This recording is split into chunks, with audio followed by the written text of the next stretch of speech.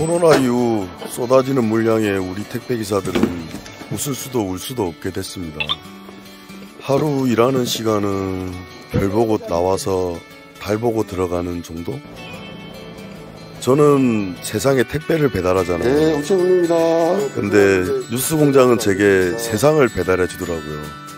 항상 그 시간에 택배처럼. 사실 저는 그거 듣고 기운이 많이 나요. 시동 걸면 95점. 네. 하지만 달릴 때도 95점. TBS가 저 상 줘야 돼요. 개근상.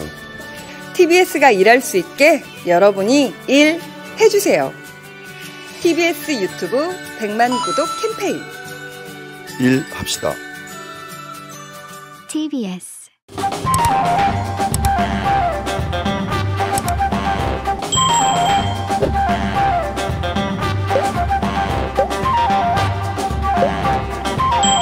TBS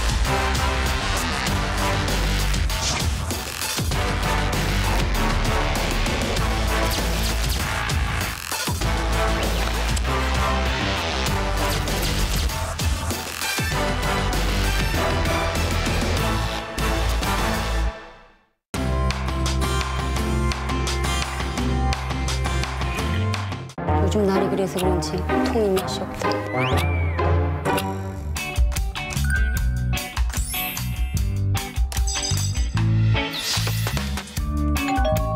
남도장터에서 왔습니다.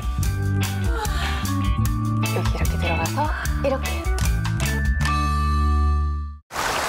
K-워터가 국민의 행복을 위해 만드는 새로운 물의 미래.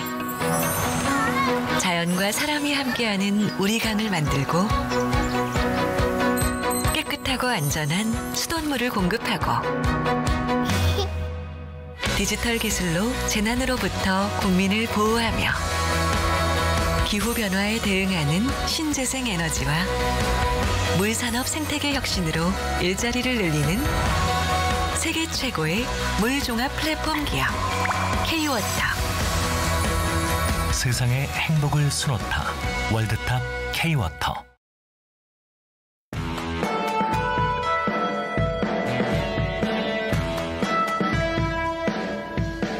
네, 12월 4일 금요일 오늘의 킹슈맨 시작합니다. 자, 오늘 킹슈맨에 새로운 식구가 왔습니다. 한겨레 신문 송채경화 기자. 환영합니다. 네, 안녕하세요. 송채경화입니다. 네, 안녕하세요. 저는 굉장히 훌륭한 기자님이라고 알고 있었는데 네. 아, 정말요? 저희 킹슈맨에 오시자마자 가짜 뉴스를 전파하셨어요. 네, 신기주 국장이 저보다 동생인 줄 알았다고. 가짜뉴스 아니고 네, 뉴스가 장원영. 아니라 의견. 가짜 의견입니다. 이거. 그래 보인다는 얘기죠. 네, 장원영 그래 왜 보인다. 그러세요? 아니, 형이라고 네. 불러서 깜짝 놀랐어요. 신나서 한 일주일은 또 이 얘기 하실 겁니다. 네, 알겠습니다. 즐겁네요. 네.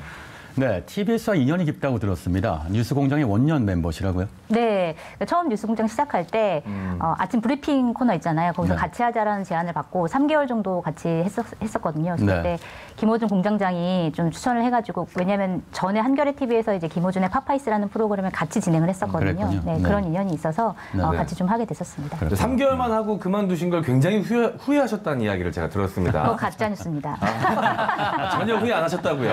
아니 뭐 그렇다기엔 하기엔 좀 약간 애매한데, 그러니까 사실 그만둘 때 제가 너무 힘들었거든요. 왜냐하면 그러니까 그때 제가 한겨레 21 기자였는데, 뭐 한겨레 21 기자 활동하면서 동시에 이제 아침 프로그램을 한다는 게 되게 쉽지가 않았고, 그래서 아침에 날 3시에 일어나가지고 막 준비하고, 그리고 김호준 공장장이 또 그렇게 간단하신 분이 아니잖아요. 그렇기 때문에 그걸 조율하는 과정도 되게 힘들고, 그래서 체력적으로 너무 힘들어가지고 그만두겠다고 했더니 공장장이 그만두지 말라고 굉장히 집요하게 말리시더라고요. 그러면서 뭐 한겨레 21 편집장이 뭐 일을 너무 많이 시켜서 그렇다는 또 막 이런 얘기를 해가지고 막 청취자들이 뭐 편집장님 일 좀 그만 시키세요 막 이런 얘기도 하고 했었는데, 어쨌든 체력적으로 너무 힘들어서 그만뒀는데, 나중에 이제 후속으로 온 김은지 시사인 기자가 너무 잘해주셔가지고 사실은 저보다 훨씬 더 잘하시더라고요. 그래서 말씀이 기신 걸 보니까 진짜 후회를 많이 하셨나 봅니다. 죄송합니다. 네, 자. 우리 킹슈맨과는 오랫동안 함께해 주시길 부탁드립니다. 네, 알겠습니다. 자, 그럼 오늘의 이슈 먼저 살펴보겠습니다. 자, 어젯밤 전해진 소식이죠. 이낙연 대표실 부실장 숨진 채 발견. 세간의 관심을 받고 있는 윤석열 검찰총장의 징계위가 또 연기됐습니다. 윤석열 징계위 재연기 이유는? 자, 역대 최대 규모의 내년도 예산안이 통과됐습니다. 이제 입법의 시간이죠. 자, 입법 대전, 공수처, 경제 3법, 운명은? 자, 그리고 낙곰수 멤버의 재등장 왜입니다. 네, 첫 번째 이슈입니다. 이낙연 대표 최측근으로 알려진 더불어민주당 대표실 부실장 이모 씨가 3일 밤 서울 법원 인근에서 숨진 채 발견됐다는 소식이 전해졌죠. 네. 네, 맞습니다. 이 부실장이 이 대표의 이제 측근으로 알려져 있는데요. 네. 그러니까 사실 지난 이제 총선 직전에 옵티머스라는 회사가 굉장히 얼마 전에 논란이 됐었는데 그 관계사로부터 복합기를 지원받았다. 그게 한 달에 빌려 쓰는 비용이 한 11만 5천 원 정도 된 걸로 알고 있는데 한 4개월 정도 그걸 빌려 썼다. 그게 불법이다. 그래서 중앙선관위로부터 이제 고발을 당했고 그것과 관련해서 조사를 받고 있는 중이었거든요. 네. 네, 그런 와중에 이렇게 돼서 참 사람들이 관심을 많이 끌고 있는 것 같습니다. 네, 그렇죠. 자, 이 부시장이 극단적인 선택을 한 것을 두고 납득하기 어렵다는 반응이 나오고 있습니다. 일단 혐의가 인정된다고 해도 가벼운 처벌에 그칠 가능성이 크다 이런 예측이 있기 때문이죠. 오창석 평론가. 네, 일단은 현재까지 드러난 혐의라고 볼 수 있는 것이 이제 복합기 지원받은 것인데요. 이 복합기 지원을 받은 것도 어떻게 보면은 그 금액 전체를 지불받은 것이 아니라 일종의 렌털비였고 그것이 몇 개월도 되지 않았고 총 금액 자체도 사실은 100만 원도 되지 않는 약 70여만 원 정도였기 때문에 이 부분으로 인해서 처벌을 받는다 설령하더라도 큰 처벌로 이어질 가능성이 매우 적었기 때문에 이런 극단적인 선택으로 이어졌다는 것에 대해서 매우 놀라워하는 상황이고요. 그 이낙연 대표실 측도 이 옵티머스 사건과 관련돼서 조사가 들어가기 전에 잠깐 보고 그 이후에는 최근까지 만남이 없었다라는 점을 봐서 사실은 사전 교감이라든지 어떤 이낙연 대표실과의 어떤 이야기가 오고 갔다거나 이런 부분까지도 없었던 것으로 추정해 볼 수가 있는데요. 그렇기 때문에 이 극단적인 선택에 더 의문을 가질 수밖에 없는 현실입니다. 네, 말씀하신 것처럼 유서도 발견되지 않았다고 하니까요. 그 이유가 좀 궁금해지곤 하는데요. 자, 이 부실장은 이낙연 대표의 정남지사 시절부터 인연을 맺어온 핵심 측근으로 알려졌죠. 네, 맞습니다. 그래서 2014년에 이 지사가 선거운동 할 때, 경선할 때, 그때 아마 당비 대납 사건으로 실형을 선고받기도 했었던 걸로 알려져 있어요. 네, 그런 다음에 출소한 지 얼마 안 돼서 바로 정무특보로 가가지고 좀 논란이 되기도 했었는데 그때 당시에 이낙연 총리 인사청문회 때 그 부분이 논란이 됐어서 질문이 나왔는데 그때 이낙연 이제 당시 후보자가 뭐 보기에 안 좋아 보일 수도 있지만 사실은 이 사람의 역량을 좀 활용하고 싶었다라고 얘기를 할 정도로 신임이 굉장히 두터운 사람인 것으로 알고 있습니다. 최측근이라는 얘기일 텐데 오창석 의원 어떻게 보세요? 일단 이낙연 대표가 지금은 현재 지역구가 서울 종로구긴 하지만 그전에는 전남 영광 함평이었습니다. 그 함평이었을 때 이제 지역보좌관을 10년 동안 했었는데 사실상 지역구 국회의원들 같은 경우는 이 지역보좌관이 해당 국회의원이 없을 때 실질적으로 그 지역위원회를 꾸려나가고 있습니다. 그리고 그 사람이 하는 말이 실질적으로 국회의원의 말이기도 하고요. 그만큼 믿을 수 있는 사람을 쓸 수밖에 없는 자리이기도 한데 10년여 동안 이제 함께 활동했다는 것 자체가 이낙연 대표의 마음을 누구보다 잘 알고 있는 사람이다. 가장 최측근이라고 표현할 수밖에 없는 것이고 그렇기 때문에 이 부분에 대해서 조금 더 의문이 나을 수밖에 없는 것입니다. 네, 왜 이런 극단적인 선택을 해야만 했을까요? 네, 조사 전 과정에서 변호사가 입회했다고 알고 있습니다. 검찰의 여당 대표 관련 조사 과정에서 혹시나 무리한 부분은 없었는지 변호사가 분명하게 밝힐 필요가 있어 보입니다. 네, 두 번째 주제입니다. 2020년의 끝자락. 정치권 최대 이슈죠. 윤석열 검찰총장의 징계위원회인데요. 그런데 오늘 4일 열리기로 했던 징계위원회가 10일로 연기가 됐습니다. 자세한 이야기 영상으로 먼저 보겠습니다.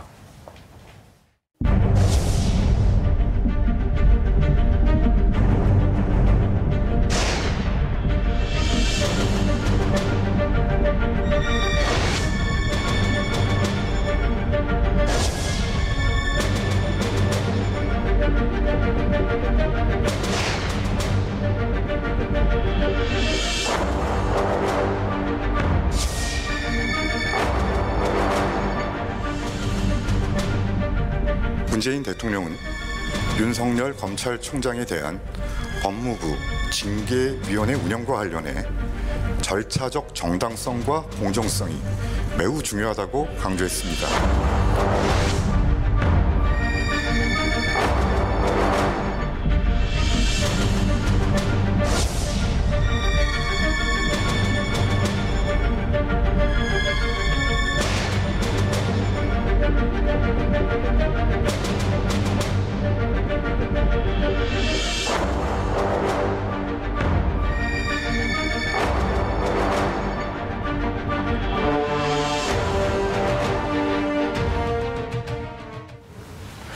네, 윤 총장의 징계위가 엿새 뒤인 10일로 연기가 됐습니다. 원래 오늘 오후 2시에 열리기로 했었는데요.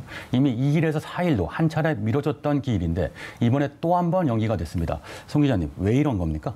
네, 일단 표면적인 이유를 보면 그러니까 윤석열 검찰총장이 그 기일 연기 신청을 했잖아요. 기일을 재지정해달라라고 하는 요청을 보냈고 이 요청에 대해서 법무부가 이제 검토를 하고 네, 뭐 절차적인 권리나 충분한 방어권을 보장하는 차원에서 좀 연기를 하겠다. 그리고 위원들의 일정을 좀 고려했을 때 10일이 적당하겠다라고 해서 이제 연기를 한 건데, 그러니까 사실 따지고 보면은 원래부터 애초부터 조금 일찍 열리기가 힘든 구조가 아니었냐라는 평가도 많이 나오고 있거든요. 그러니까 왜냐하면 원래 2일에 열리기로 했었는데 이제 고기영 전 차관이 사표를 내면서 4일로 연기가 됐고, 그 다음에 뭐 이용구 이제 신임 차관이 임명이 되면서 이제 빨리 뭐 진행을 하겠다라는 얘기가 나오긴 했지만 그래도 이제 윤석열 검찰총장이 뭐 연기 요청을 하고 그다음에 여러모로 이제 절차적인 정당성에 대한 지적들이 나오기 시작하면서 조금 늦춰질 것이다라고 하는 어떤 평가나 아니면 전망 이런 것들이 좀 나오긴 했었죠. 네, 오찬석 의원, 원래 오늘 열릴 거라는 예측이 있었는데 미뤄졌네요. 왜일까요? 네, 일단 뭐 여러 가지 사안이 있겠지만 뭐 대통령의 메시지가 좀 가장 주요하지 않았나라는 생각이 좀 들고요. 절차적 타당성을 좀 고려를 많이 해달라라고 얘기를 했었고.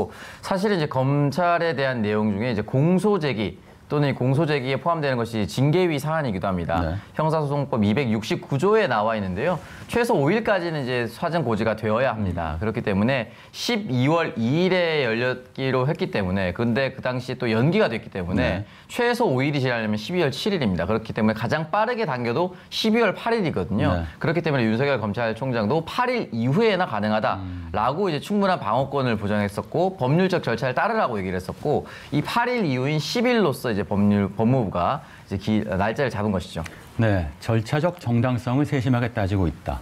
자, 일각에서는 문 대통령의 입장이 반영된 것이라는 의견도 있는데요. 자, 어제 문 대통령이 윤석열 검찰총장에 대한 징계와 관련해 처음으로 공식 입장을 냈습니다. 지난달 24일 추미애 법무부 장관이 윤 총장 직무 배제를 결정하며 징계를 청구하겠다고 밝힌 지 9일 만인데요. 어떤 내용이었는지 관련 발언 들어보시죠. 문 대통령은 사안의 중대성에 비추어 징계위원회는 더더욱 절차적 정당성과 공정성을 담보해야 한다고 했습니다. 문 대통령은 신임 이용구 법무차관에게 징계위원회 위원장 직무대리를 맡기지 않도록 하는 것도 정당성과 공정성을 확보하는 방안이 될 것이라고 말했습니다. 현재 징계위가 어떤 결론을 미리 내려놓은 것처럼 예단하는 보도가 나오고 있는데 예단하지 말고 차분히 지켜봐 주시길 당부드리겠습니다. 네, 오찬석 평론가, 어떻게 생각하세요? 대통령 발언 때문이라고 볼 수 있겠네요, 이렇게 보면. 네, 일단은 뭐 윤석열 총장의 반론권을 충분히 이제 보장해주기 위해서다라고 볼 수가 있는데 이게 첫 번째인데 문재인 대통령이 사실은 대통령이 되기 전에 이 노동법 관련된 꽤나 유명했었던 변호사입니다. 사실 부산에서 이제 법무법인을 만들고 나서 3년간 승소율이 70%가 넘을 정도였고 이 3년간 승소율이 300여 건 중에 70%가 넘었다라는 것은 이 국민일보 창간 1호에 인권 변호사 문재인 씨라는 따로 별도의 코너가 만들어졌습니다. 그 정도로 활발하게 활동을 했었던 노동인권 변호사였고 실질적으로 정평이 나 있었는데 중요한 것은 그 당시에 해고 노동자의 복직 소송을 전담을 했었던 적이 많았습니다. 근데 그 당시에 복직 승소를 한 것도 되게 많았었는데 그 절차적인 타당성을 따져서 복직을 하게끔 만들었습니다. 법률적으로. 실질적으로 92년에 포스코에 이제 한 노동자가 해고를 당했을 때 이게 만약에 복직이 되면 내 손에 장을 지기겠다 이런 험한 발언도 남겼었는데 1, 2심, 3심까지 모두 승소를 하면서 복직이 됐습니다. 그 정도로 이 노동법과 절차적 타당성에 대해서 뛰어난 식견을 가지고 있습니다. 그렇기 때문에 현재 상황이 어떻게 되든 그 스스로가 이제 법률가였기 때문에 이 법률 절차를 정확히 지키라는 메시지, 그 메시지가 정확히 지금까지도 이어오고 있다고 볼 수가 있습니다. 네, 이 분야는 변호사 문재인의 전문 분야란 말씀이시군요. 송 기자님 어떻게 보세요? 네, 물론 그런 측면도 충분히 있을 것 같은데요. 그러면 이제 왜 지금 시점에서 이 절차적인 정당성을 강조했는가라고 하는 이제 배경 이런 것도 좀 볼 필요가 있을 것 같아요. 그러니까 일단 기본적으로 그 추미애 그 법무부 장관이 처음에 이제 직무 배제와 징계 절차를 밟을 때 그 이후로 벌어진 일련의 과정들을 보면 이 절차적인 정당성이라는 거에 대한 지적들이 굉장히 끊임없이 이루어지고 있었거든요. 그러니까 먼저 행정법원에서 그 윤석열 검찰총장이 이제 신청했던 가처분 신청을 인용을 했잖아요. 그거 역시 이제 어떤 직무 배제라는 것 자체가 어떤 정당성이 있느냐 없느냐를 거기서 첫 번째로 좀 따진 거였고 네. 그다음에 이제 법무부 감찰위원회에서 직무 배제가 좀 부적정하다라는 의견을 냈잖아요. 거기서도 의견을 냈던 게 뭐 행정법원도 마찬가지고 뭐 감찰위원회도 마찬가지고 이 징계 사유가 된 그것에 대한 내용에 대해서는 판단하지 않았지만 네. 다만 절차적인 부분에 있어서는 문제가 있었다라는 것들을 이제 공통적으로 지적을 하고 있는 상황이 있었고 네. 그다음에 검사들이 지금 집단적으로 반발하고 있는 상황인데 사실 검사들의 반발도 사실 따지고 보면 그 뭐랄까 그 징계 사유에 대해서 문제가 있다라고 따지기보다는 네. 절차적인 문제가 있다라는 것들을 주요 이슈로 따지고 있기 때문에 네. 대통령 입장에서는 아 이렇게 지금 여러 가지 일련의 상황에서 절차적인 정당성이 문제가 되고 있으니 이제 앞으로는 절차적 정당성을 조금 많이 따져가면서 방어권도 줘가면서 이렇게 진행을 하는 게 좋겠다라는 판단을 하지 않았나라는 생각이 듭니다. 맞습니다. 네, 향후 절차가 쟁점이 될 것이다. 문재인 대통령은 본인이 노동 변호사 시절에 이 바로 정당성 문제를 갖고 승소를 많이 했던 전력이 있었죠. 자, 그래서 윤 총장과 관련해서 향후 벌어질 수 있는 법적 분쟁의 소지를 차단하기 위해 일정을 연기할 것 같은데요. 그런데 윤 총장 측이 일정 연기와 함께 요구한 것이 징계위원 명단 공개였습니다. 여기에 대해서는 법무부가 아직까지 비공개를 고수하고 있네요. 네. 네, 법무부로서는 사실상 조심스러울 수밖에 없다고 생각이 드는 것이 고경 차관의 이제 그 사임을 통해서 지금 이용구 신임 법무차관이 들어오지 않았습니까? 근데 이용구 차관이 신임되자마자 어떤 기사들이 쏟아졌냐면은 월성고리 관련된 이야기, 월성 원전에 관련돼서 백운규 전 장관의 변호인이었다. 네. 그러면서 이 사건을 무마하기 위한 정부의 의도가 아니냐 이런 식으로 이제 흔히 말하는 신상털기식 보도가 쏟아졌습니다. 그것을 아마 검찰이 원했을 수도 있다라고 추정을 하고 있는 상황인 것이고요. 만약에 이 징계위원회 명단이 공개됐을 경우에 그 위원들의 과거 전력이라든지 원치 않는 내용까지 공개를 하면서 이 사람들 역시 신상털기 대상이 될 수가 있습니다. 네. 그리고 만약에 검찰 출신을 임명하게 된다면 검찰 내에 조직적인 압박이 내외적으로 분명히 들어갈 수도 있습니다. 네. 그렇기 때문에 저는 징계 사안이 이미 정해져 있고 이 징계 사안에 대해서 어떠한 결정을 내릴 것인가가 징계위원회의 역할인 것이지 징계위원회 명단이 공개가 돼서 이 부분이 사전에 알려진다고 해서 윤석열 총장의 충분한 방어권이 보장된다. 이건 굳이 성립되지 않는다고 생각이 들고 네. 징계위원회 최종 결정이 나오면요. 위원들이 어떠한 이 결정으로 이 결정까지 오게 됐는지 분명히 얘기할 수 있는 기회가 있습니다. 네. 저는 그때 공개해도 충분히 늦지 않다고 생각합니다. 네, 징계비가 열리는 10일까지 징계위원 명단 공개를 놓고 양측이 팽팽한 기싸움을 할 것으로 예측되는데요. 윤 총장 측에서는 왜 이 명단을 집요하게 요구하는지 이거 송 기자가 한번 짚어주시죠. 네, 징계위원회는 기본적으로 7명으로 구성이 되는데요. 그러니까 장관이 있고 차관이 있고 그다음에 장관이 지정하는 검사 2명, 그다음에 이제 외부 뭐 변호사라든지 아니면 이런 내부 사람들 3명 이렇게 7명으로 네. 구성이 되는데 그 중에서 위원장은 징계위원장은 추미애 이제 그 법무부 장관이 하게 되는데 이번에 이 징계 청구를 추미애 장관이 했기 때문에 네. 청구권자는 사실 위원회에 들어갈 수가 없어요. 그렇기 네. 때문에 위원장은 못 들어가게 되는 거고 그다음에 이제 6명이 남는데 네. 그중에서 이제 이용구 법무부 차관이 들어갈 때고 나머지 5명이 누가 될 것이냐 이게 지금 이제 추미애 관심사잖아요. 네.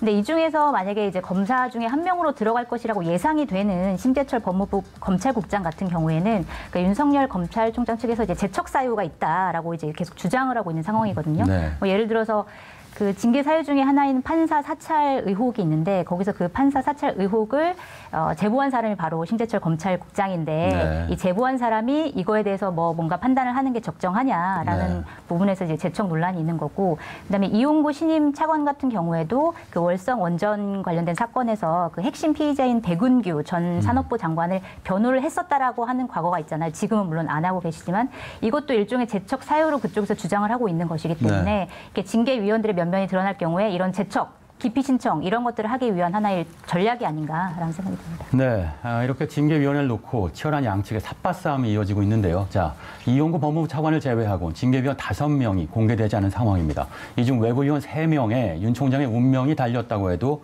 과언이 아니라고요. 네.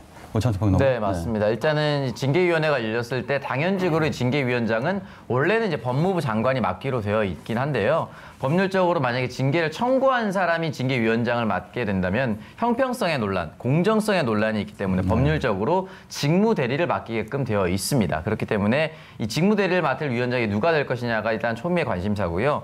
이용구 신임 차관이 바로 징계위원장을 맡지는 않을 것이라고 얘기했으니까 징계위원 중에 한 사람으로 구성이 될 것입니다. 나머지 인원이 중요할 것 같은데요. 외부 인사 3명.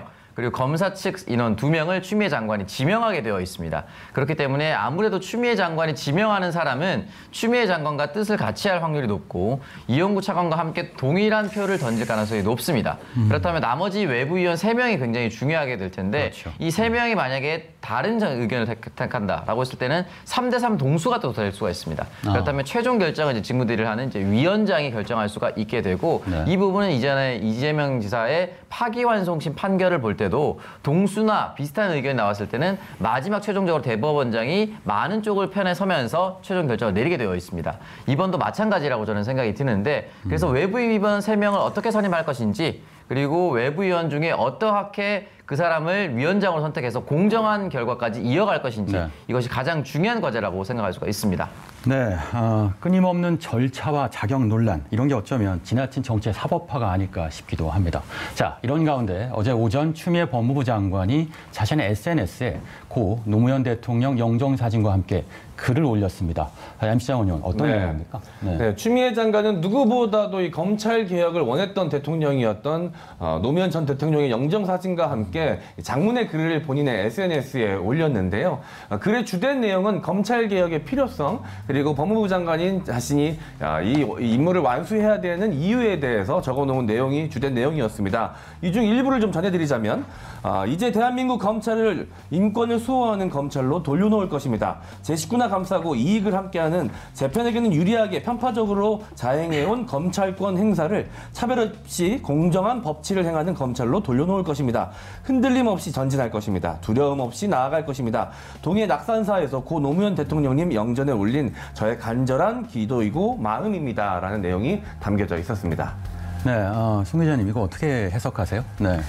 일단 추미애 장관과 관련해서는 사퇴론이 끊임없이 나오고 있잖아요. 네. 뭐 정세균 총리가 뭐 대통령을 만나서 동반 사퇴를 건의했다라는 얘기도 나오는데 그거에 대해서 진위 여부가 지금 따져지고 있긴 하지만 그럼에도 불구하고 언론을 통해서 이 얘기들이 계속 확대 재생산되고 있는 상황이고 그다음에 동반 사퇴 뭐 추미애 장관이 먼저 경질돼야 된다라는 이야기도 나오고 있고 여러 가지 이런 상황 속에서 나는 사퇴하지 않겠다, 나는 물러나지 않겠다 이런 의지를 조금 보인 것이 아닌가라는 생각이 들고요. 그다음에 또 그 고 노무현 대통령 그 영정사진을 같이 올린 거잖아요. 네. 그런 것들을 봤을 때 사실은 고 노무현 대통령께서 검찰의 수사 때문에 사실은 안타까운 이제 희생을 치른 그런 사례가 있기 때문에 그런 어떤 노무현 대통령에 대한 지지층을 좀 결집하려고 하는 어떤 전략 이런 것들도 조금 있지 않았을까라는 생각이 듭니다. 네, 의지를 다뒀고 정치적 보석도 있다. 자, 검찰개혁 끝까지 완수하겠다는 의지를 표명한 게 분명해 보입니다. 자, 함께 올린 고 노무현 대통령의 사진이 유독 눈길을 끌고 있죠. 네, 맞습니다. 노무현 대통령이 취임하자마자 이제 최초의 여성 법무부 장관 강금실 전 장관을 임명을 하기도 했었고요. 그리고 검사와의 대화를 통해서 검찰 개혁을 통해서 이제 본인이 꿈꿨던 세상을 만들려고 많은 노력을 했었습니다. 물론 이제 무산이 되긴 했었지만 그만큼 검찰 개혁이 하기 힘들다라는 것은 민주당 지지자들이라면 또는 노무현 대통령을 추억하시는 분들이라면 충분히 이제 공감을 하실 거라고 생각을 하는데요. 저는 그 SNS의 가장 큰 전문 중에 인권 침해, 수사 과정이 언론에 흘려지고 이런 표현, 그리고 수사 표적을 선정해서 여론몰이를 한다. 정치적 여론몰이를 한다. 이런 부분이 가장 와닿습니다. 네. 현재까지도 그 상황이 바뀌지 않고 이어져 오고 있다는 것으로 추미애 장관은 해석을 하고 있는 것으로 보이고요. 네. 저 역시나 마찬가지라고 생각을 하고 있습니다. 그렇기 때문에 이 부분에 있어서 노무현 대통령이 시작했었던 검찰개혁 반드시 본인 스스로가 완수하겠다. 힘을 좀 모아달라. 이런 의미로 해석할 수가 있습니다. 네, 정치인으로서 노무현의 염원이 지역구도 타파였다면 대통령으로서 노무현의 소망이 바로 검찰개혁이었죠. 자, 그런데 추 장관과 윤 총장의 갈등에 정세균 총리와 이낙연 더불어민주당 대표의 엇갈린 행보가 좀 눈에 띄는데요. 이거 한번 짚어주시죠. 네. 네, 그 이낙연 대표 같은 경우에는 사실 이제 여당 대표이기 때문에 그 추윤 사건에 대해서 굉장히 어떤 정치적인 메시지를 주느냐에 따라서 굉장히 많이 관심을 받기도 하고 이 여론이 어떻게 흘러가는지 그다음에 이 상황이 어떻게 흘러가는지 굉장히 영향을 많이 주는 위치에 있는 상황인데 사실은 거의 아무것도 안 하고 있다라는 평가를 들을 정도로 이제 이제 검찰 개혁을 우리가 해야 된다라는 얘기만 할 뿐, 그러니까 추미애 장관과 윤석열 총장 사이에서 어떻게 조율을 해야 되는지에 대한 얘기들은 사실 하지 않고 있어요. 그렇기 때문에 좀 역할이 없는 거 아니냐라는 조금 지적을 듣고 있는 것 같고, 반면에 이제 정세균 총리 같은 경우에는 이제 대통령을 찾아가서 여러 가지 사안을 논의하기도 하고, 그게 추윤 동반 사퇴에 대한 논의였든 아니었든 어쨌든 중간에서 어떤 역할을 하는 모습들이 계속적으로 비춰지면서 이제 이낙연 대표와 이제 정세균 총리가 조금 비교가 되는 측면이 있는 것 같고, 그다음에 이낙연 대표 같은 경우에는 이제 지난주에 어떤 것들을 제안했었냐면은 이제 법무부 징계 절차 병행해서 국정조사를 실시하자라는 제안을 했었거든요. 그런데 이 제안을 이제 야당이 하자 그러면서 뭐 윤석열 총장뿐만이 아니라 뭐 추미애 장관이 했던 행태에 대해서 같이 하자 뭐 이런 식으로 이제 나오기 시작했고, 여론이 좀 안 좋다 보니까 바로 이제 이틀 뒤에는 검찰 수사 뒤에 국정조사를 하자 또 이렇게 얘기를 했거든요. 그렇기 때문에 이 국정조사를 하자라고 했던 이 어떤 하나의 판단이 조금 잘못된 거 아니라는 비판도 지금 나오고 있는 상황인 것 같습니다. 네, 추미애 장관이 외로운 싸움을 벌이고 있는 건 아닌가 싶네요. 자, 계속되는 추 장관과 윤 총장의 갈등의 실타래가 어떤 방식으로 풀릴지 귀추가 주목됩니다. 지금까지가 속도전이었다면, 그리고 난타전이었다면 이제부터는 양측 모두 각자의 칼을 갈면서 일격필사를 노리는 모양새가 아닌가 싶은데요. 자, 다음 주제로 넘어가 보겠습니다. 지난 2일 여야 합의로 2020년 예산안이 국회 선진화법 시행 이후 6년 만에 시한으로 지켜본 본회의를 통과했습니다. 역대 최대 규모라고요? 네, 맞습니다. 정부가 당초 제출한 예산안은 555조 8천억 원 규모였습니다. 그런데 여야 합의로 코로나19 예산이 대폭 증액이 되면서 2조 2천억 원 순증된 558조로 역대 최대 규모입니다. 세부적으로 코로나19 피해에 따른 맞춤형 피해 지원금 3조 원, 그리고 코로나19 백신 4,4만 명 분의 확보를 위한 9천억 원이 증액이 됐습니다. 네, 코로나19의 기세가 꺾이지 않는 가운데 어쩔 수 없는 증액일 수밖에 없어 보이긴 하는데요. 자, 이렇게 내년도 예산안 처리를 바로 국회가 곧바로 입법전에 돌입했습니다. 더불어민주당은 빠르게 올해 안에 주요 입법들을 처리하겠다는 입장입니다. 관련 발언 듣고 이야기 나눠보겠습니다. 이제부터 국회는 또 입법의 시간입니다. 공수처법과 공정경제 3법을 포함한 개혁 법안을 12월 9일까지는 반드시 처리하겠습니다. 조금의 인내가 필요할지 모르지만 그보다는 이제 결단이 임박했다. 결연하게 입법과제 이행에 함께 임했으면 합니다. 네, 보신 것과 같이 2주 자가격리를 마치고 활동을 재개한 이낙연 더불어민주당 대표도 개혁 입법 과제부터 챙겼습니다. 그만큼 입법 처리 의지가 강경하다는 게 아닐까 싶은데요. 특히 여권의 핵심 입법 과제인 공정경제 3법과 공수처법 개정안에 속도를 낼 것으로 보입니다. 공정경제 3법은 어떤 쟁점이 있는지 송 기자님 좀 짚어주시죠. 네, 공정경제 3법이라고 하면 상법, 그다음에 공정거래법 개정안, 그다음에 금융그룹법, 금융그룹감독법 제정안 이렇게 세 가지가 있는데요. 그러니까 사실 금융그룹감독법 같은 경우에는 크게 이제 논쟁이 되진 않는 것 같고, 이 중에서 가장 큰 논쟁이 되는 게 바로 상법 개정안이에요. 상법 개정안에는 어떤 내용이 담겼냐면 감사위원 분리선출이라는 게 있습니다. 감사위원 분리선출이 뭐냐면, 그러니까 한국에는 감사위원 분리선출, 그러니까 감사위원 제도가 있는데 이제 이사회에서는 감사위원 3명을 구성을 하는 감사위원회가 있는데 이 감사위원을 뽑을 때는 3% 룰이 적용이 돼요. 그러니까 총수 일가, 그러니까 지배주주와 특수관계인 을 합해서 지배를 합해서 3%를 초과해서 의결권을 행사할 수 없도록 만든 게 이제 3% 룰인데, 기존에는 이사들을 다 뽑은 다음에 그 이사들 중에서 감사위원을 뽑았기 때문에 사실상 3% 룰이 그렇게 큰 영향력을 발휘하지 못한다라고 되어 왔었는데, 이제 감사위원 3명 중에 1명은 반드시 이사를 뽑기 전에 이제 3% 룰을 적용한다라고 되어 있기 때문에 그 이사를 뽑는 과정에서부터 사실 총수 일가의 이제 지분이 의결권이 좀 제한되는 측면이 있는 것이죠. 감사의 독립성을 확보하는 거죠. 감사의 독립성을 위해서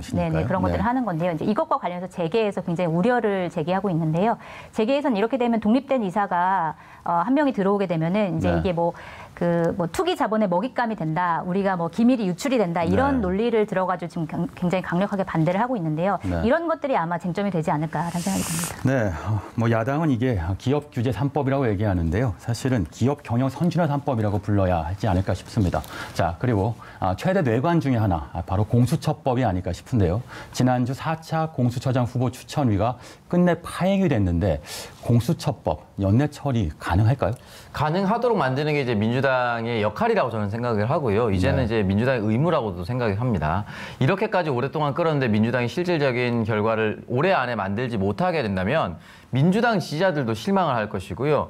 공수처법 하는데 사실 국민들의 입장에서는 민생이 굉장히 어려워지고 있음에도 불구하고 나의 현실적인 상황과 굉장히 좀 동떨어지는 것처럼 느껴질 수도 있습니다. 더 이상 시간을 끌게 된다면. 네. 정권 초기부터는 동의했었던 부분이지만 정권 초기부터 지금 몇 년이 흘렀습니다. 네. 그렇기 때문에 이 거대한 의석수를 차지하고 나서도 올해까지 만약에 처리하지 못한다면은 국민들의 분노는 더 커질 수가 있습니다. 그렇기 때문에 이건 민주당의 막중한 임무다 생각을 하고 다음 주에 처리할 것으로 전망이 되고요. 다음 주 같은 경우는 굉장히 뜨거운 한 주가 될 겁니다. 12월 10일에는 징계위가 열리고요. 9일까지는 이 공수처법 통과를 하는 국회 본회의가 열리고요. 그리고 김종인 비대위원장 같은 경우는 이명박 박근혜 대통령에 대한 사과의 메시지를 또 다음 주에 내겠다고 했습니다. 정치적으로는 12월 연말을 앞두고 올해 가장 중요한 한 주가 될 것으로 전망됩니다. 네, 킹시민한테도 가장 뜨거운 한 주가 되겠고 오찬석 의원은 다음 주엔 좀 살 좀 쪄서 오세요. 네.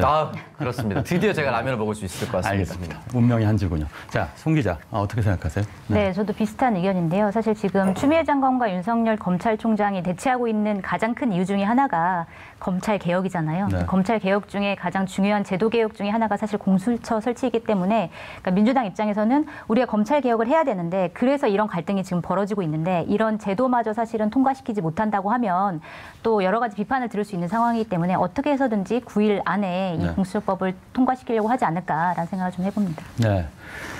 거대 여당한테 그만한 책임이 있겠죠. 자, 정기국회 마지막 본회의가 잡힌 오는 9일 입법 전쟁을 앞둔 여야의 기싸움이 한층 치열해질 수밖에 없어 보이는데요.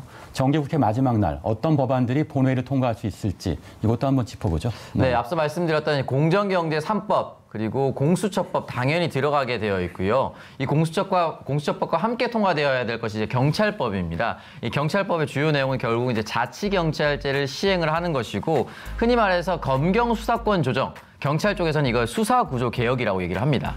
그렇기 때문에 이 수사구조 개혁과 관련된 내용이 경찰법에 들어가 있고요. 국가정보원법, 그러니까 국내 정치에 더 이상 개입하지 않는다라는 것이 주요 골자라고 볼 수가 있습니다. 일하는 국회법, 그리고 생활물류서비스발전법, 고용보호법, 필수 노동자 보호지원법이 있고 아울러서 역사와 관련된 5.18 특별법과 4.3 특별법까지 포함이 되어 있습니다. 네, 중요한 법들이 정말 많군요. 네, 국민의 대표로 국민을 대신해 입법 처리 권한을 부여받은 만큼 여야의 힘겨루기가 아닌 오로지 국민들을 위한 선택이 있기를 바랍니다.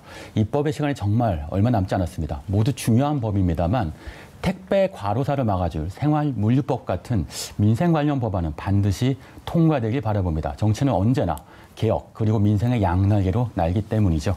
자, 다음 주제, 네 번째 주제로 넘어가 보겠습니다. 오늘의 이슈 주제는 낙검수 멤버의 재등장. 왜입니다. 모두들 낙검수 많이 좋아하고 들으셨을 텐데요. 요즘 SNS상에서 낙검수가 다시 한번 뜨거워지고 있고 화제입니다. 이게 무슨 일입니까? 네, 낙검수라는 이제 팟캐스트가 이제 대한민국의 많은 사람들에게 영향을 미쳤다라고 볼 수가 있는데요. 4명의 멤버가 진행을 했었습니다. 이제 뉴스공장을 진행하고 있는 김어준 총수와 정봉주 전 의원 그리고 김용민 PD 그리고 주진우 시사인 기자였었는데요. 당시에 이 김용민 PD가 이제 주진우 시사인 기자를 향해서 몇 가지 소명을 해달라고 이 요청을 했었습니다. 그 내용을 주요 살펴보기 전에 주진우 기자가 그동안 어떤 이야기를 남겼었는지 좀 먼저 살펴보도록 할 텐데요.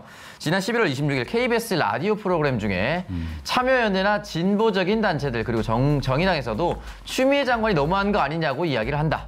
그리고 다음 날이죠. 11월 27일 KBS 라디오 프로그램에서 검사들이 만든 사찰 정보라고 하는 문건 수준이 조악한 부분이 있다라고 의견을 남겼었는데 이 부분이 현재 정부가 추진하고 있는 이 검찰개혁과 반대되는 의견 그러니까 추미애 장관이 아니라 윤석열 검찰총장 편에 서서 의견을 내는 것이 아니냐라는 이제 시각이 있었던 것이죠.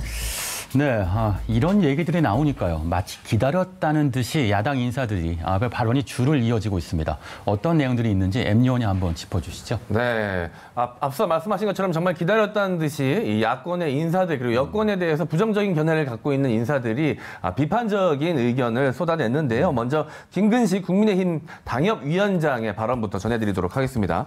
친문 진영에서 합리적이고 온건한 내부 주장은 배신자로, 변절자로 내쫓긴다. 낙곰수끼리도 물고 뜯는 걸 보니 참 가관이다라고 본인의 SNS에 남겼고요. 진중권 전 동양대 교수는 박현영이 미제 간첩으로 몰렸듯 주진우도 윤석열의 간첩으로 몰린다. 김일성이 남침 실패의 책임을 박현영에게 뒤집어 씌운 것처럼 검찰 침공이 실패로 돌아가자 그 책임을 주진우한테 뒤집어 씌우려는 것 같다라는 내용을 본인의 SNS에 올렸습니다.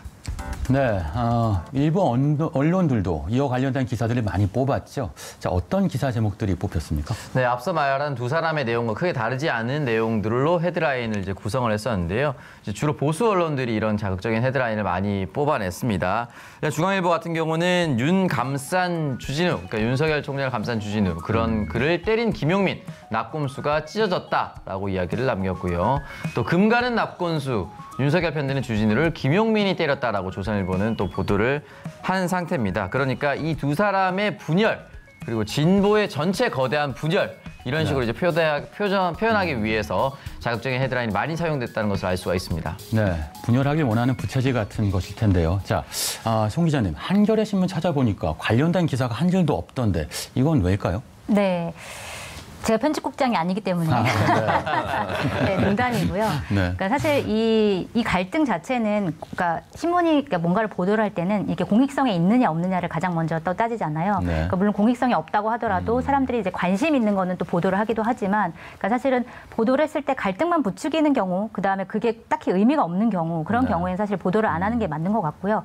그렇기 때문에 아마 이 관련된 이제 부처 담당 기자가 발제도 안 했을 것 같고, 그다음 발제가 안 했으니 당연히 기사가 안 나왔을 것 같고, 네, 그런 수순으로 기사가 안 나왔지 않았나라는 생각이 듭니다. 네, 공익성은 없고 갈등만 부추기는 기사일 수 있다, 이런 해석일 텐데요. 자, 오창석 평론가, 네. 낙곰수 즐겨 들었던 친여 지지층 어떤 걸 바랄까요? 네. 네, 일단은 어제부터 이 내용이 굉장히 SNS상 그리고 커뮤니티를 다 읽으면서 뜨거운 논쟁이 되고 있고, 이 내용을 처음 공개하게 된 김용민 씨를 향한 일방적인 비난이 쏟아지고 있는 상황도 있습니다. 저는 사실 그렇게 보면 안 된다고 느꼈던 것이, 일단은 네 사람이 일단 둘도 없는 가까운 사이였다라고 추정할 수가 있고요. 김용민 씨와 주진우 씨의 관계도 분명히 누구보다 가까웠을 것으로 추정이 됩니다. 다만 중요한 것은 아까 전에 김근식 당협위원장이 얘기했듯이 한 사람의 의견은 존중이 돼야 되죠. 그러니까 주진우 씨가 지금 라디오에서 진행했었던 발언, 그 의견은 존중돼야 합니다. 근데 중요한 것은 그 의견에 대한 내용을 소명하라고 얘기한 것이 아닙니다, 김용민 씨는. 그러니까 예를 들어서 사모임에서 회동할 때 남겼던 메시지라든지, 네. 그리고 특정 언론에 대해서 이야기를 하고 있는데 어떻게 알았는지 모르게 검찰에 대한 내용과 검찰의 내용을 더 팔면 팔수록 그 전화를 끝나자마자 또 특정 기자를 전화해서 그걸 좀 무마하려고 하는 내용의 전달을 했었다. 네. 이런 내용들은 사실은 본인 스스로가 팩트체크를 끝냈다라고 얘기를 했습니다. 그렇기 때문에 이 부분은 의견의 영역이 아니라 행동의 영역입니다. 그렇다면 이 행동에 대해서 어떤 책임을 질 것인지는 행동을 한 사람이 전 져야 된다고 보거든요. 그리고 그 부분에 대해서 충분한 소명이 있을 경우에 흔히 말하는 진보 분열은 발생하지 않습니다.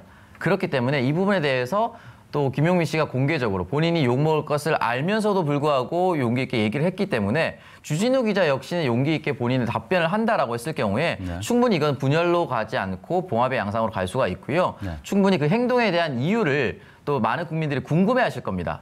주진우 기자를 더 응원하시는 분들도 이 대답을 더 분명히 기다리고 있다고 저는 생각이 들거든요. 네. 사회적으로 많은 공익성을 띠는 인물이기 때문에 답변을 기다려본다면 충분히 저는 이 봉합이 될 수가 있을 것이라고 생각하고 장기적으로 큰 분열의 양상으로 가지는 않을 것이라고 생각합니다. 네, 이 부분에 있어서 저도 한 말씀을 좀 드리고 싶은 게 네. 민주진보 진영의 지지자분들이나 혹은 낙곰수의 팬분들은 굉장히 지금 이 마음이 좀 참담한 부분이 있을 것입니다. 일단 서로 간에 어떤 오해가 있었을 수도 있고 의견이 충분히 소통되지 못한 부분도 있었을 것입니다. 저도 바로 이 방송이 끝나고 나면 김용민 PD와 방송이 예정돼 있고요. 네. 끝나고 나면 주진우 기자와의 방송이 바로 이어서 있습니다. 누구보다도 마음이 무겁습니다. 네. 그런데 주진우 기자가 또 민주진보 진영 지지자들이 봤을 때는 지금껏 굉장히 많은 역할을 해온 부분이 분명히 있거든요. 이 부분에 대해서도 올바르게 반드시 평가가 되어져야 하고 네. 그런 부분이 있기 때문에 자신의 의견에 대해서 충분히 소명을 하고 해명을 한다면 그 지지자들도 충분히 이해할 수 있지 않을까라는 생각을 가져봅니다. 네. 네, 자연스러움을 부풀리고 왜곡의 변절과 갈등이라고 말하는 사람들, 갈라치기나 내 편 챙기기로 사회를 분열시키고 있는 모습이 마음이 아픕니다. 자, 송채경화 기자는 여기서 인사드리겠습니다. 지금까지 오늘의 이슈였습니다. 감사합니다. 네.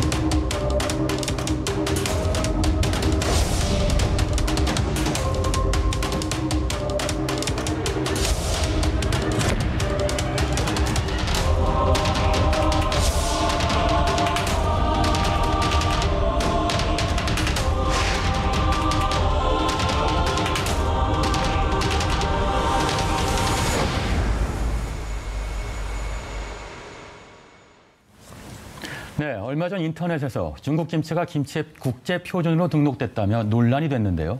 그런데 알고 보니 우리 김치와는 다른 중국의 절임 채소 파오차이가 등록됐다는 거였죠. 다들 이 뉴스 접하고 황당하셨을 겁니다. 자, 오늘 국제 이슈를 꼼꼼히 짚어주는 송현서 요원 나와주셨는데요. 어떻게 된 일인지 한번 설명 부탁드립니다. 네, 논란을 키운 건 중국 현지 매체였습니다. 네. 중국 인민일보 자매지죠 황고시보가 이 관영 매체를 통해서 중국의 절임 배치인 파오차이 제조법이 국제 표준화기구 ISO에 등재됐다 이렇게 주장을 했고요.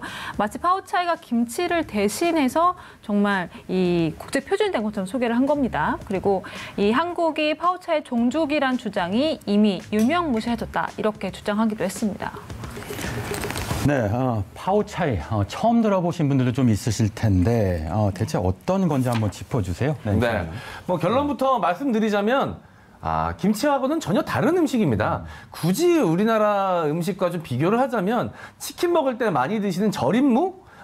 이 절임무와 조금 비슷하다고 볼 수가 있는데요. 네. 이 배추나 무에 생강, 설탕 등의 혼합물을 부어서 소금물에 절이고 끓인 뒤 식혀서 2, 3일 후에 먹는 중국 쓰촨 지역의 절임 식품이라고 합니다. 만드는 방식도 모양도 이 김치와는 완전히 다르고요.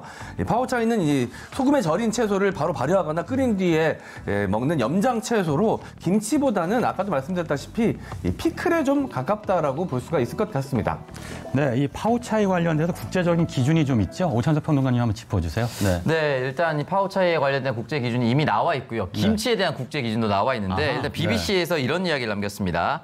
중국이 한국 전통 음식인 김치의 제조법을 국제적으로 인정받았다는 오보에 한국이 퇴짜를 놓았다라고 이야기를 남겼습니다. 실질적으로 이 ISO의 문서는 이번 식품 규격이 김치에 적용되지 않는다라고 적시했음에도 불구하고 일부 중국 언론이 이와 전혀 다르게 보도를 하고 있고요. 이미 파오차이는 파오차이대로 인정을 받고 있고 김치는 김치대로 인정을 받고 있습니다. 그렇기 때문에 이 두 음식은 서로 다르다고 볼 수가 있는데 중국 일각의 신문에서는 이 김치의 종족인 것처럼 표현을 해서 논란이 되고 있는 것이죠. 네, 우리 김치는 이미 2001년 UN 국제식량농업기구 산하 국제식품규격위원회에서 국제 표준으로 인정받았죠. 네, 맞습니다. 벌써 19년 전 내용입니다. 2001년 9월 11일에서 15일 미국 워싱턴 DC에서 열렸었는데요. 20차 국제 코덱스 가공건체류 분과회의에서 김치가 이 코덱스 인증을 받게 됐습니다. 사실 이때는 중국이 아니라요. 일본이 조금 도전했었습니다. 일본이 이제 기무치라는 듯이 비슷한 이제 절임 배추와 관련된 음식을 김치 종족인 것처럼 표현을 하려고 했었으나 일단 여기서 코덱스 인증을 김치가 받으면서 이 논란이 완전히 종결돼 버렸고 영문 표기 역시 KIMCHI 김치로 완전히 굳어지게 됐습니다. 네. 중국의 이런 느닷없는 주장, 대체 왜 나오는지 좀 궁금한데 이건 송 기자님이 짚어주시죠. 네, 아무래도 경제적인 요인이 가장 크지 않을까라는 생각이 드는데요. 자국 내 김치 산업이 사실 굉장히 많이 성장을 했습니다. 중국 내에서도. 그리고 이를 이제 본격적으로 육성하려는 움직임을 보인 것으로 분석이 되고 실제로 중국의 김치 시장이 2003년 이후로 굉장히 급성장을 했는데 그 이유 중에 하나가 사스 사태였죠.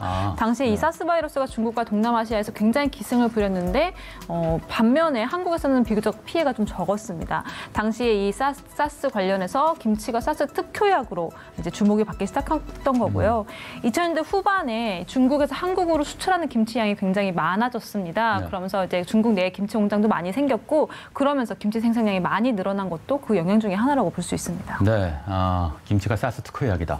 자, 김치 논란은 중국 내에서도 1억 회 이상의 조회수를 기록하며 관심을 끌고 있습니다. 지난 2일 주요 외신에 따르면 오하춘잉 중국 외교부 대변인은 전날 오후 정례 브리핑에서 한중 언론이 한국 음식인 김치의 기원을 놓고 논쟁을 벌이고 있는데 어떻게 생각하느냐 질문에 답했는데요. 함께 보고 오시죠. 有这方面的争议吗？我还不太清楚这个情况。I think there has been some disagreement online. Yes. 是吗？我需要去问一问，也许我们可以去问问韩国驻华使馆的同事，我们在这方面的主要争议在哪里？我认为我们之间更多的是合作、共享。 네, 들리는 목소리가 진짜요?라고 되묻는데 네. 자, 양국 사이의 김치 논란에 모르쇠로 대응했다 이겁니다. 자, 어떻게 보십니까? 네. 정말 그런 일이 있었어? 라는 그런 굉장히 좀 인상적이었는데요. 네. 대신 양국의 우호를 굉장히 강조하는 모양새였죠. 이게 네. 좀 짜여진 각본대로 움직이는 것 같은 느낌이 굉장히 강했습니다. 이게 결과적으로는 논란을 좀 가중시키거나 한국을 자극시키면 안 되겠다라는 의도가 좀 작용된 게 아닌가라는 생각이 들고 사실 중국 입장에서는 미국의 차기 행정부 이제 출범을 앞두고 한국과의 우호 관계를 굉장히 중시해야 되는 굉장히 중요한 상황에 놓여 있기 때문에 네. 이런 문제로 특히 민감한 역사, 문화 문제로 한국을 자극하고 분쟁을 일으키면 안 되겠다라는 생각을 한 것 같습니다. 네, 오찬성 의원 어떻게 보세요? 네. 네, 일단은 사실은 정치적 영역으로 넘어가지 않게 하기 위해서 저렇게 답변을 한 것으로 보이고요. 실질적으로 정치적 영역에서 결정을 해서 신문에서 보도했다 하더라도 우리가 했다라고 얘기하기 좀 어렵겠죠. 그렇기 때문에 이런 부분에 있어서는 사실은 이제 외교부, 그러니까 정치의 영역이 있거나 행정의 영역에 있는 사람들이 공식적인 답변을 내놓기는 좀 애매한 부분이기도 합니다. 네. 네. 이 중국이 한국의 콘텐츠를 무단 도용하고 역사를 왜곡하고 자신의 것이라 우긴 건 어제 오늘의 일이 아니긴 합니다. 이 K 콘텐츠 인기가 오르면 오를수록 더 심해지고 있는데요. 여기서 킹덤 스페셜 퀴즈 준비했습니다.